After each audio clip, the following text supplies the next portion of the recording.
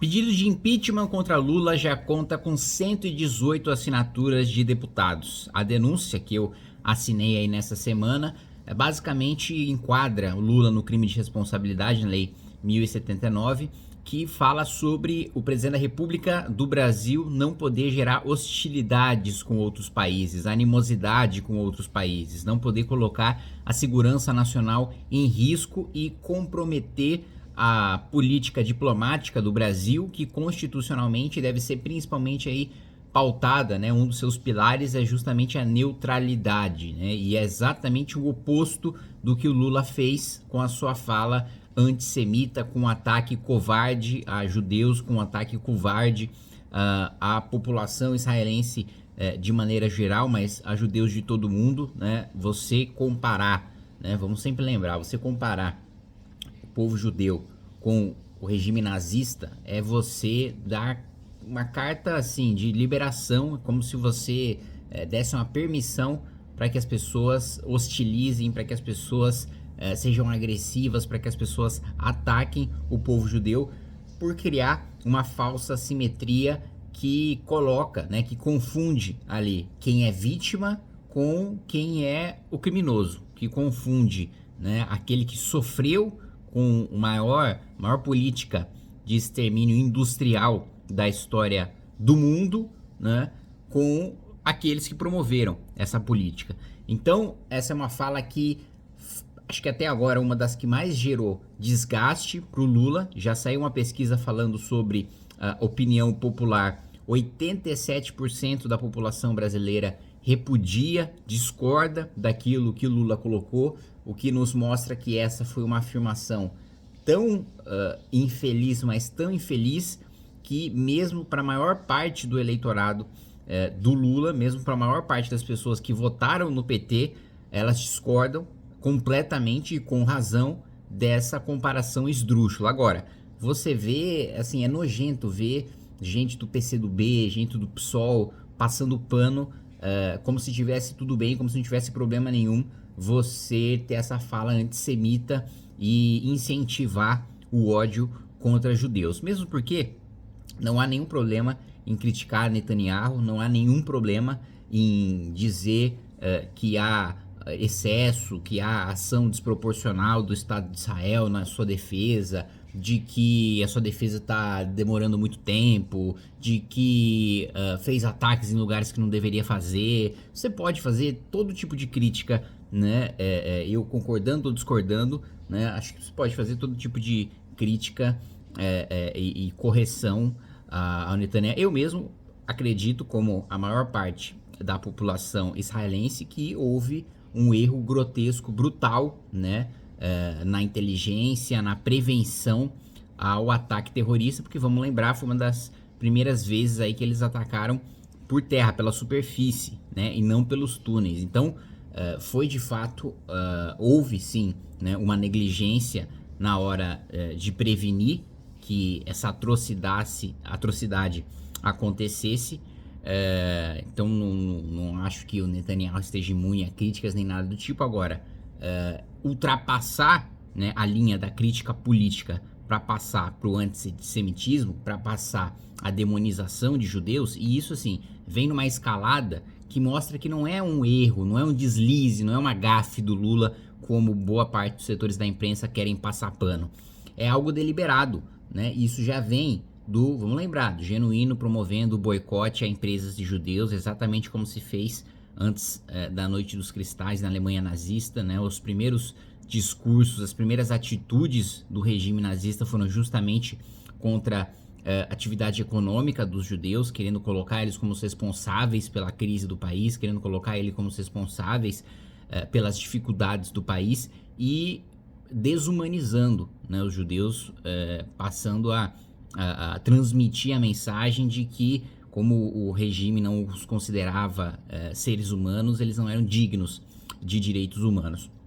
Mas eu quero colocar aqui para vocês que esse pedido de impeachment, só pelo fato de já ter 118 assinaturas, já demonstra que o governo Lula já dá os seus primeiros sinais de desgaste político, né? É um governo que desde o início só fica mais impopular, só tem notícia ruim, só apanha, vive gerenciando crises, né? Não há uma notícia boa saindo do governo, não à toa até falei sobre a pesquisa aqui, que a maior parte dos brasileiros não são capazes de citar uma medida positiva sequer do governo Lula. Mas, por que eu estou enfatizando o fato de ter 118 deputados? Porque a oposição na Câmara dos Deputados, toda oposição é minoritária, né? Quem tem maioria é sempre o governo.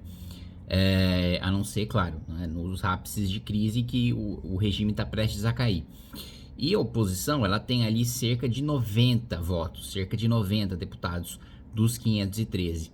Se o pedido de impeachment já tem 118 assinaturas, e veja, não há demonstração de oposição maior do que a apresentação do pedido de impeachment, de que, assim, você passar um recado claro de que o seu posicionamento contra o governo tamanho de que você considera o governo um governo criminoso, um governo que cometeu crime de responsabilidade, que, portanto, o presidente da República precisa ser cassado, né?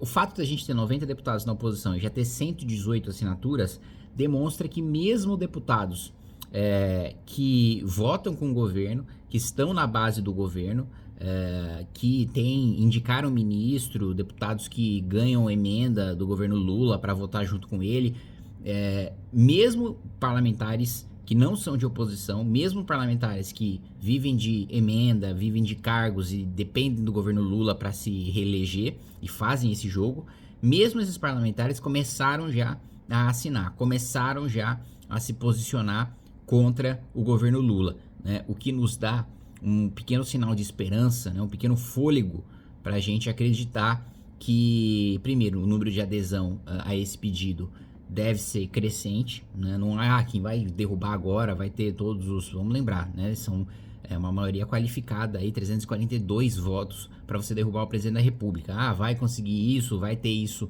vou conseguir esse número de votos esse ano. Acho, ainda com o cenário atual, pouco provável. Pode ser que com a deterioração do governo, da política econômica, esses pontos tornem o governo cada vez mais impopular e minem a sua base no Congresso Nacional, mas o fato do impeachment já ter transcendido o campo da oposição já é uma excelente notícia, já é um sinal para a gente ficar aí esperançoso, para a gente ficar alerta. Esqueci de fazer os anúncios aí logo no começo do vídeo, então eu vou pedir aí no final para você se inscrever no canal, você clicar no sininho para receber as notificações, compartilhar esse vídeo com o máximo de pessoas que você puder e lembrar que sou pré-candidato a prefeito da cidade de São Paulo. Aliás, posicionamento vergonhoso de Guilherme Boulos, que respondeu: não sou prefeito de Tel Aviv, eu não sou comentarista das falas do Lula. Ou seja, ele quer ter o apoio do Lula, ele quer ter os votos dos petistas, mas não quer ser responsável, né, sobre qualquer das afirmações ou qualquer dos desastres que são conduzidos pelo governo Lula, né? Ele quer o bônus de ter o apoio do PT, mas não quer ter o ônus de ter que ficar se justificando pelos seus aliados políticos, mesmo porque quando você formula uma aliança e quando você é base de alguém e se propõe a defender alguém, a defender um governo, meu amigo, você é responsável também pelas coisas que acontecem nesse governo. E uma outra hipocrisia gigantesca do Boulos é que até ontem ele estava lá descendo o pau na comunidade judaica, perdeu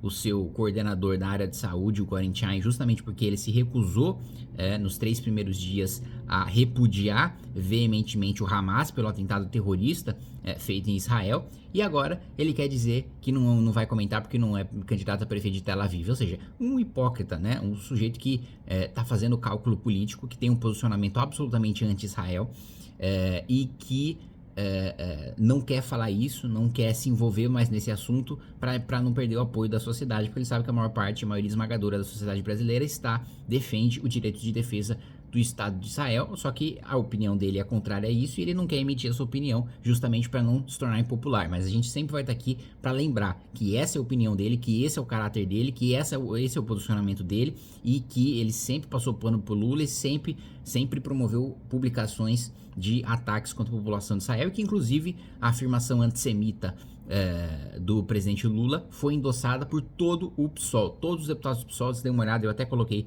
no meu Twitter, endossaram essa fala antissemita do Lula, e o Boulos não deu um pio sequer.